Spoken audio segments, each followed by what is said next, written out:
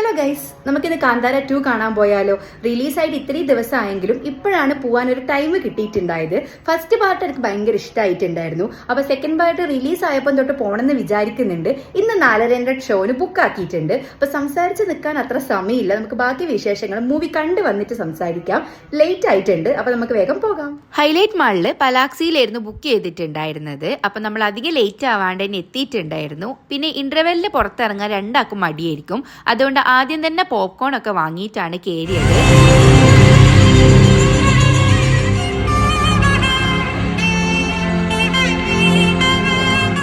മൂവിയും കഴിഞ്ഞതാ ഇപ്പം വീട്ടിലെത്തി. മൂവിനെ കുറിച്ച് പറയുകയാണെങ്കിൽ എനിക്ക് പേഴ്സണലി ഭയങ്കര ഇഷ്ടമായിട്ടുണ്ടായിരുന്നു. പക്ഷെ കുറച്ച് റിവ്യൂസിലൊക്കെ ഞാൻ കണ്ടിട്ടുണ്ടായി. ഫസ്റ്റ് പാർട്ടിൽ ആ ലാസ്റ്റത്തെ ഒരു 10 മിനിറ്റ് ഉണ്ടല്ലോ, ആ ഒരു വൈബാണ് ഫുൾ മൂവി. പക്ഷെ ഫുൾ മൂവി അങ്ങനെയല്ല. ഇന്റർവെല്ലിന് ശേഷമാണ് ആ ഒരു വൈബിലേക്ക് മൂവി പോകുന്നത്.